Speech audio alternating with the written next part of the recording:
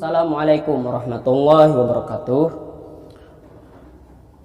Terpanjatkan syukur kita kehadirat Allah Subhanahu wa taala dengan mengucap alhamdulillah rabbil alamin. Kita aturkan salawat serta salam kita kepada baginda Nabi Muhammad sallallahu alaihi wasallam dan kepada sahabat, kerabat beliau, keluarga-keluarga beliau, ya, dengan mengucapkan Allahumma shalli ala sayyidina Muhammad wa ala alihi wa ashabihi ajma'in. Amma ba'du.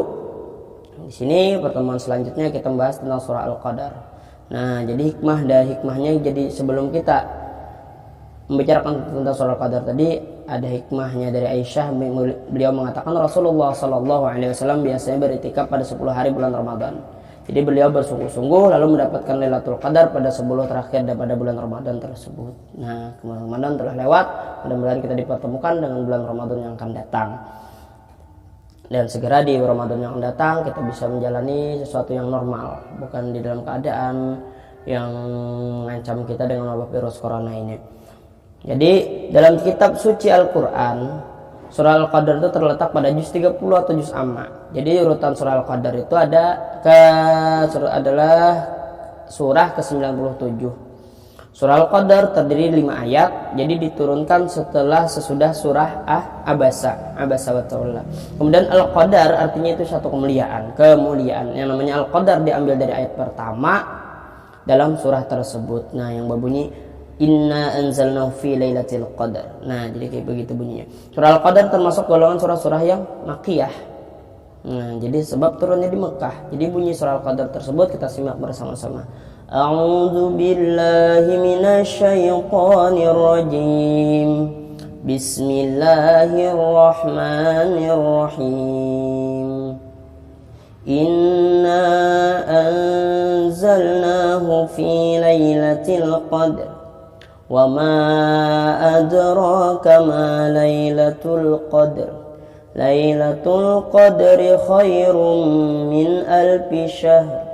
Tanazzalul malaikatu warruhu fiha bi'izni rabbihim min kulli amr. Salamun hiya hatta matla'il fajr. Shadaqallahul azim. Inna anzalnahu fi lailatul qadr. Sungguhnya kami telah menurunkan Al-Quran pada malam kemuliaan. Wa ma adraka ma lailatul qadr, dan tahukah kamu apa itu malam kemuliaan itu? Lailatul qadr khairum min alfi syahr. Malam kemuliaan tersebut adalah lebih baik daripada 1000 bulan. Tanazzalul malaikatu wa ruhu fiha bi idzni rabbihim min kulli amr.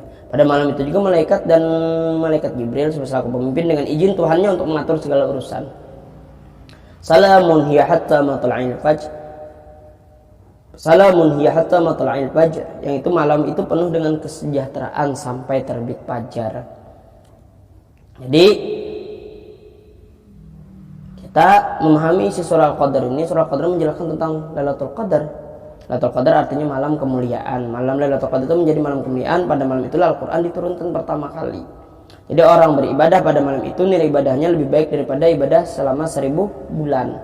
Nah, pada malam itu cahaya ilahi menerangi seluruh alam, kemudian memberikan petunjuk bagi umat manusia. Para malaikat dan malaikat Jibril turun ke bumi untuk mengatur segala urusan. Lailatul Qadar terjadi pada bulan Ramadan, diperkirakan pada malam-malam ganjil, malam ke-21, 23, 25, 27, 29 pada bulan Ramadan.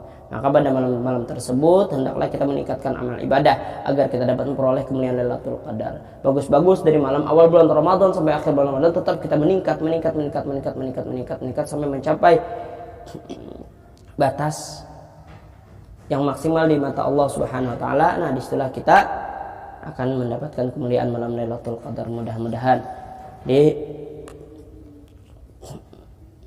Jadi cukup sampai di sini.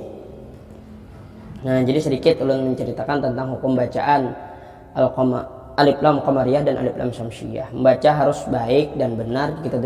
Ketika kita harus belajar tajwid, ilmu yang membahas tentang kaidah-kaidah, yaitu membaca Al-Quran dengan benar. Jadi huruf hijaiyah itu ada 29, bacaan alif lam atau al jika berhadapan dengan huruf hijaiyah. Nah, jadi kayak itu tadi. Yaitu al-qamariyah di sini kita bahas, dan al-syamsiyah. Al-qamariyah alif lam qamariyah terjadi ketika ada alif lam bertemu dengan huruf-huruf qamariyah. Jadi huruf qamariyah itu ada 14, alif, ba, jim, ha, kha, ain, ghain, fa, qaf, kaf, mim, waw, ha, ya. Nah, jadi cara membaca al-qamariyah tersebut adalah jelas alif lam sukunnya. Al-qamariyah tersebut alif lam qamariyah tersebut disebut juga izhar qamariyah. Nah, jadi namanya ada dua. Al-qamariyah bisa dengan sebutan lain izhar qamariyah. Artinya harus dibaca dengan jelas. Contohnya al-qamariyah adalah lafaz al-qaryatu yang dibaca al-qaryatu. Nah, jadi alnya itu jelas. Kedua, alif lam samsiyah atau al-samsiyah bertemu dengan 14 huruf samsiyah tadi, ta, tha, dal, dal, ra, zai, sin, shin, sad, dad, ta, za, ain, ta, za, lam, nun. Bukan ain, bukan. Apabila ada alif lam berhadapan dengan salah satu huruf samsiyah, maka dianggap tidak ada sebagaimana gantinya. Nah, huruf sesudah mendapatkan harakat tasydid. Nah, jadi tandanya adalah tasydid bagi alif lam samsiyah tersebut, disebut dengan idgham samsiyah.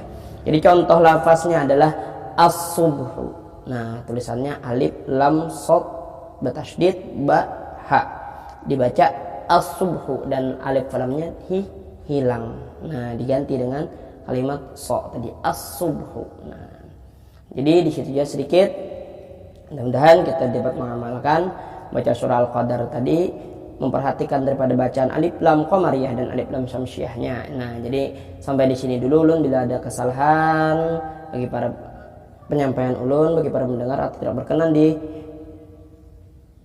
pendengaran para pendengar, ulun minta maaf, minta halal, minta ridho dunia akhirat. Wassalamualaikum warahmatullahi wabarakatuh.